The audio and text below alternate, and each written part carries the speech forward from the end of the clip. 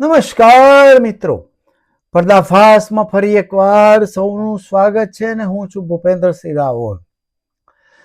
મિત્રો, આપણે ભારતમાં આપણા ભારતવાસીઓ કઈ સદીમાં જીવી રહ્યા છીએ અને કઈ સદીમાં પાછા જઈ રહ્યા છીએ.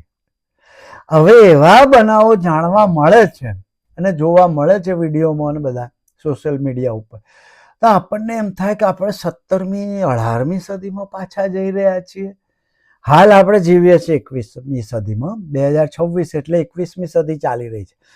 પણ આપણે એવા બનાવો જોઈએ છે ને એવો જે માહોલ ઊભો થયો છે તે એવું લાગે કે આપણે છેક 17મી 18મી સદીમાં પાછા જઈ રહ્યા છીએ અને એમાં જીવીએ છીએ એવું થઈ ગયું. હમણે એવા બનાવો જોયા કે એક યંગ વિધવા બેન હતી, એને 2 છોકરા હતા એવું જાણ્યું. બહુ ચોક્કસ માહિતી ખબર નથી, પણ એના હસબન્ડનું કેન્સરમાં કે ગમે તે કારણે અવસાન થઈ ગયું.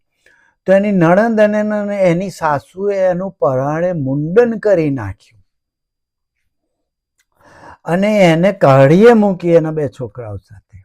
હવે આ બનાવ જોયા પછી આપણને એવું થાય ખરેખર આપણે 21મી સદીમાં જીવીએ છીએ કે 17મી સદીમાં જીવીએ છીએ. બીજો, હમણાં જમાવટનો એક વિડીયો જોતો તો દેવાંશી બેનનો કે ભાઈ અમુક ગામમાં કઈ દલિતોને કૂવામાં પાણી ના ભરવા દીધું, કે કોઈ ગામમાં વિજાપુર બાજુ છે, હું વિજાપુરમાં જ મોટો થયો છું, એ બાજુના કોઈ ગામમાં વરઘોડો ના કાઢવા દીધો. એમણે પણ બહુ દુઃખ અને વ્યથાથી જ વિડીયો મૂક્યો હતો. પણ મારું કહેવું એવું છે કે આ બનાવો હવે વધતા જાય છે. આ બનાવો 2014 પછી વધતા જાય છે. અને હું તમને કહું કે આપણા કરતા જૂની પેઢી આના કરતા તો વધારે સુધારાવાદી હતી. મેં જાતે જોયેલું છે, અનુભવેલું છે. આઝાદી વખતે આપણા જે નેતાઓ હતા એકદમ સુધારાવાદી હતા, બધા ભણેલા ગણેલા હતા અને આવા કટ્ટર નહોતા, આટલા બધા ઓર્થોડોક્સ નહોતા. નહેરુ તો એકદમ એથિસ્ટ હતા અને એકદમ સુધારાવાદી હતા. હવે હું તો મારી વાત કરું તો 1912માં જન્મેલા મારા પિતાશ્રી, એટલે ઇન્દિરા ગાંધી પણ એ જ સાલમાં જન્મેલા હતી.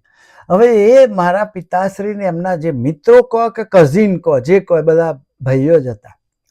છત્રસિંહજી કાકા સાહેબ, દેવીસિંહજી કાકા સાહેબ હતા, પ્રતાપસિંહજી વાઘેલા સાહેબ હતા. આ બધા મિત્રો ભેગા થઈને કુરિવાજો નાબૂદ કરવા માટે મથતા હતા.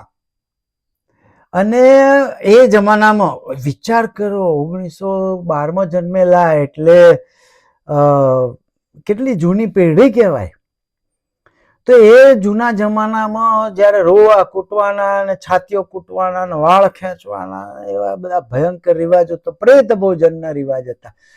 ઘરમાં પૈસા ના હોય તો એ બધાને જમાડવા પડે. એવા બધા રિવાજો નાબૂદ કરવા આ બધા મિત્રો મથતા હતા અને કૂદી પડતા હતા. બોલો, વિચાર કરો. અને આજે આપણે ક્યાં જઈ રહ્યા છીએ? એ લોકો આટલા બધા કટ્ટર નહોતા, સુધારાવાદી હતા એ બધા.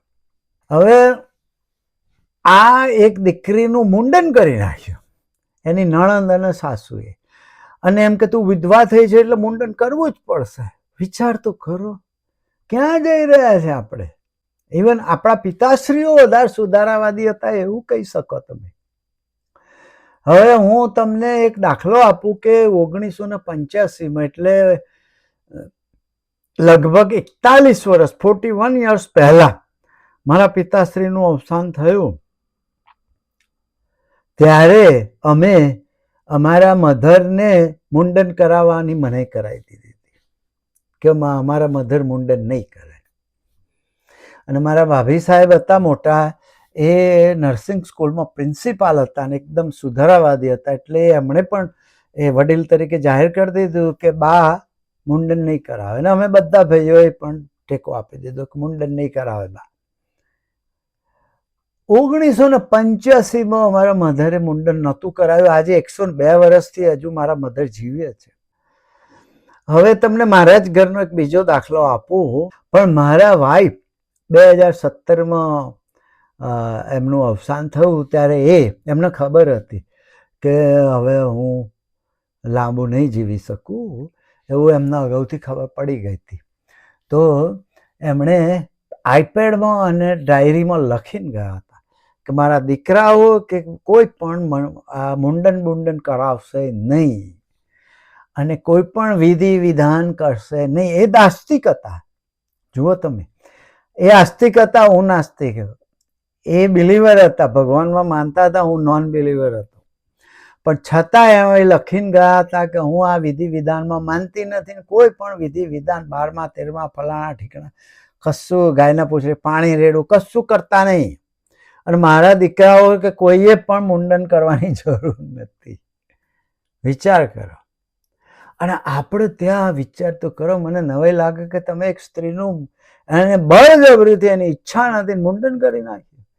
મતલબ આપણો આખો એ સમાજ ધીમે ધીમે પછાત થઈ રહ્યો હોય એવું નથી લાગતું તમને? આપણે 17મી સદીમાં 18મી સદીમાં પેશવાઓના યુગમાં પાછા જઈ રહ્યા છે કે જ્યાં વિધવાઓની દશા એટલી ખરાબ હતી, ભયંકર હતી. એમના ઘરમાંથી બહાર નહોતું નીકળાતું, અમુક જ કપડાં પહેરાતા. એટલું યંગ હોય તો એમનાથી ફરી મેરેજ નહોતું થતું. આટલું બધું એ ઝુંબેશો ઉપાડવી પડતી હતી વિધવા વિવાહ માટે. જ્યોતિબા ફૂલે ને એમના વાઈફ હતા એ લોકોએ આ બધી સાવિત્રીબાઈ ફૂલે ને બધા ઝુંબેશો ઉપાડવી પડતી હતી. હજુ પણ વરઘોડા કાઢવા ઉપર મારામારી ઝઘડા ઝઘડી થાય છે. હજુ પણ જમવા બોલાવતી વખતે દલિતોએ જુદા બેસીને જમવાનું એવું થતું હોય છે. પછી આપણે ધીમે ધીમે પછાત થઈ રહ્યા છીએ એવું તમને નથી લાગતું? આટલું કહીને મારી વાત પૂરી કરું. આવજો. Bye bye.